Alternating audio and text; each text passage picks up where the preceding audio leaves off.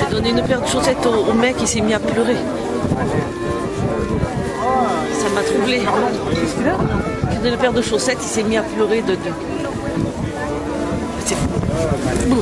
Alors, mais maman voilà, je peux pas être triste parce que tu vois, je peux pas être triste parce que en fait, ça me fait mal, mais je peux pas être triste parce que je l'ai rendu heureux. Tu vois, c'est ça qui me plaît. Je l'ai rendu heureux, donc je peux pas être triste, mais quelque part, ça me fait mal. Ça. Tu donnes une paire de chaussettes, le mec il pleure.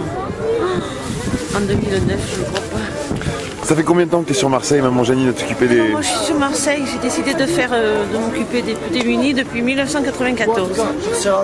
Qu'est-ce que tu peux dire aux gens un petit peu Eh ben, je peux dire aux gens que c'est pas beaucoup. Il suffit de porter un regard différent, un sourire.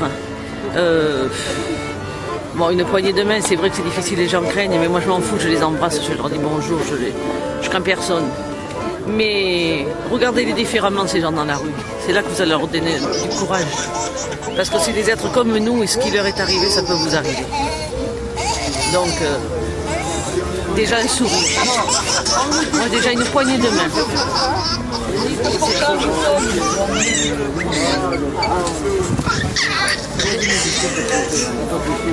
Hello, oui, chérie. Eh ben oui, chérie, je suis dans la rue.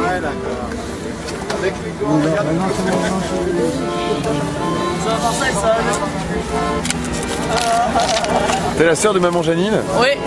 Alors tu l'aides souvent faire la soupe? De temps en temps, oui, ça m'arrive. Oui. Et alors qu'est-ce que... Raconte-nous un peu. Ben, ma soeur, elle a un cœur énorme. Et dans la famille, on a tous un cœur. On n'est peut-être pas trop riche, mais on a du cœur. Voilà. Bon, et les gens que tu vois, c'est... Ah, c'est terrible. C'est terrible la misère. C'est terrible. Il faut que ça change. Non, on ne peut pas rester comme ça. Indifférent, on ne peut pas. On ne peut pas rester indifférent à tout ça. Il faut qu'on bouge. Il faut que ça bouge. Voilà. Merci. De rien. À bientôt. À bientôt. Voilà, je suis. Quel timing. Bon, donc voilà, ça fait 15 ans. Alors ça fait 15 ans. Et la situation voilà. l'empire, tu trouves ou... La situation elle empire, c'est-à-dire que quand j'ai commencé, on avait le marginal qui avait décidé de prendre la route. Mais maintenant, on a la misère de la société actuelle. C'est-à-dire que je retrouve la personne âgée, la famille entière, le père, la mère et les enfants. C'est trop. C'est trop. Tout le monde. Le gars qui faisait de l'intérim, qui a plus d'intérim, qui logeait à l'hôtel, et ben, qui est venu me dire, ben, tu vois maman Janine, maintenant je fais plus d'intérim, je couche dans le parking. Alors, qu'y faire? Je crois qu'on ne pourra rien faire. Ça va aller de pire en pire. L'État ne répond pas. Qu'est-ce que tu as à dire à l'État un peu? Oh ben, j'ai à dire que je crois que la première chose, c'est que quand ils vont... C'est vrai que ces grands messieurs prennent des décisions.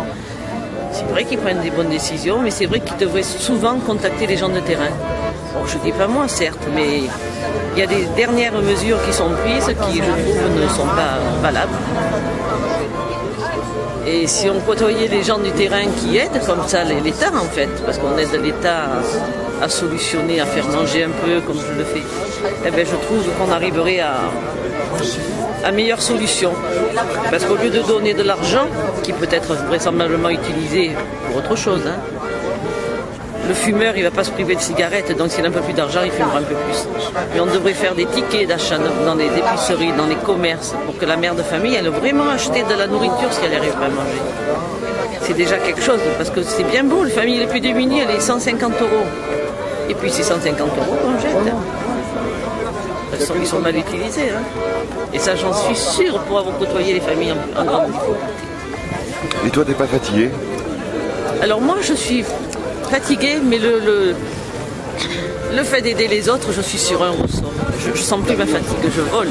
C'est vrai que nous, quand t'es arrivé hier, de servir la soupe ici, tous les gars de Marseille te connaissaient, ils t'appellent tous maman. Ah oui, mais là, le gars est arrivé, maman, il s'est mis à pleurer. Je dis, mais je me rends pas même compte, moi, de ce que je transmets, parce que je le fais tellement naturellement, c'est mon cœur qui fait, c'est pas forcé, c'est peut-être comme ça, quoi. Je suis peut-être née comme ça.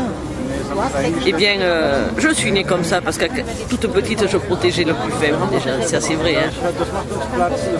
Mais Bah, moi je sais pas, il faut que j'aide, J'aurais jamais fatigué pour quelqu'un, jamais. De toute façon on m'appelait en pleine nuit des fois, hein. Janine et mon mari me partent, je quittais, hein, en plein travail, au risque de perdre mon boulot. Mon mari me tape, il me tire les cheveux, je suis partie, j'ai pas dit à la direction rien, je suis partie, attraper le gars. Voilà, et puis si mes enfants étaient là, ils vous le diraient, hein. Il y a un attroupement, ça y est, c'est que maman est au milieu, elle sépare quelqu'un, je peux pas, j'ai jamais supporté l'injustice, je ne supporterai jamais. Bravo maman Janine. Je t'assure que c'est vrai, je vous admire et je regrette de ne pas être libre, sinon je ferai le parcours avec vous, la bouffe sans arrêt. On aurait la roulotte cantinière en plus. Ça serait génial. Merci. Hein.